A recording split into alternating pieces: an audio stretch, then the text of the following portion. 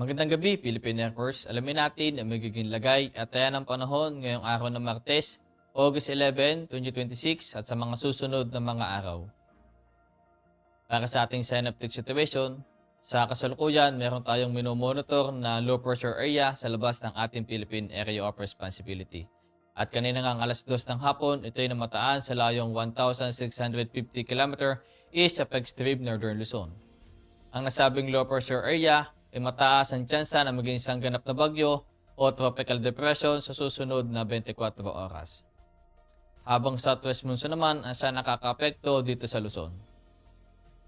At dulot nga ng southwest monsoon sa Metro Manila, Ilocos Region, Benguet, Abra, Calabarzon, Zambales, Bataan, Tarlac, Pampanga, Nueva Ecija, Bulacan, Marinduque, Occidental Mindoro at Oriental Mindoro ay makakaranas ng maulap na kalangitan na may kalat-kalat na pag-ulan, pagkulog at pagkidlat. Habang sa natitirang bahagi naman ng Luzon, dulot pa rin ng southwest monsoon ay makakaranas ng bahagyang maulap hanggang sa maulap na kalangitan na may pulo-pulong pag-ulan, pagkulog at pagkidlat.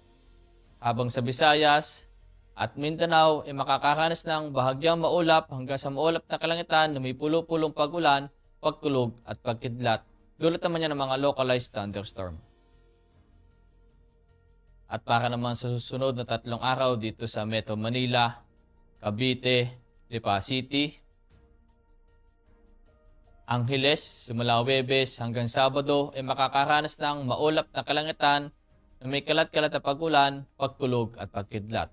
Habang sa Puerto Princesa, Kalayaan Island, Mactan, Zamboanga at Davao mula Huwebes hanggang Sabado ay makakaranas ng bahagyang maulap hanggang sa maulap na kalangitan na may pulo-pulong pag-ulan, pagkulog at pagkidlat. Ang araw ay lulubog mamayang 6:21 p.m. at sisikat bukas ng umaga na 5:42 a.m. At para naman sa moon illumination, meron tayong 2%.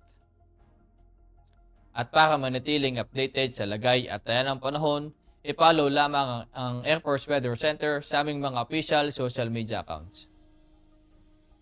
Sa ngalan ng aming commanding officer na si Colonel Hermelino T. Calubiran Jr., PAP GAC, ako si A2C Evercy Amusona, your weather broadcaster ng Air Force Weather Center. Muli, magandang gabi Philippine Air Force.